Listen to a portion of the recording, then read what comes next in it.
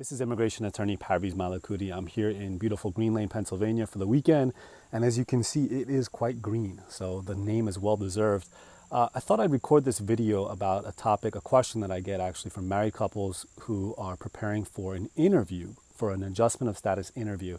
And they want to know, can they be separated in the interview and be asked questions separately about the relationship? And the answer is yes. Yes, they can. That's called a Stokes interview.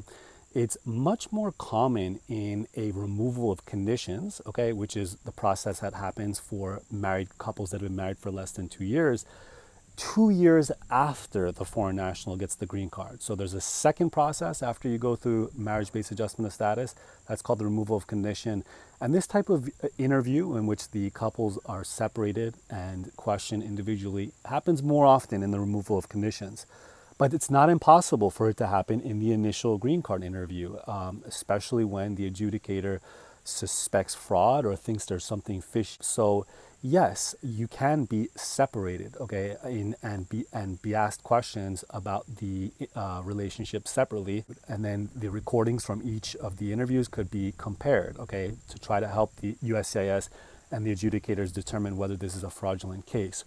Now, if you're going with an attorney, if you're represented by an attorney, your attorney can be present and should be present in each one of those interviews. So so the applicant and the petitioner should be interviewed separately and one by one so that the attorney can be present individually for each one of those. Now, of course, it's difficult to know whether this is something that's going to happen in your case ahead of time, okay, because you usually don't know that there's going to be a separate interview until you show up at the actual green card interview.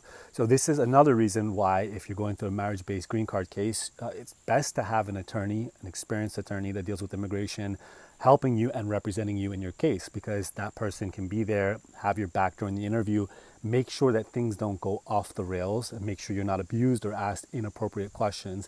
And also the attorney can clear up some misunderstandings, miscommunications, things like that. And then obviously, if you've entered into a marriage that is not a real marriage, and if it's just for the purposes of immigration, well, that's going to be a tough situation.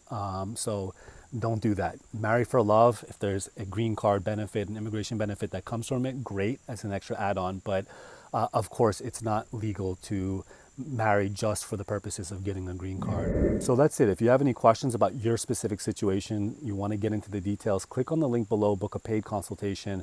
And equally, if you don't want to have to deal with the hassle of having to figure all this stuff out for yourself, and you want to hire an attorney to represent you, click on that same booking link below, book a consultation. We'll get into the issues of the case, any potential weaknesses, timeline, price, everything. So that's it. Have a good one.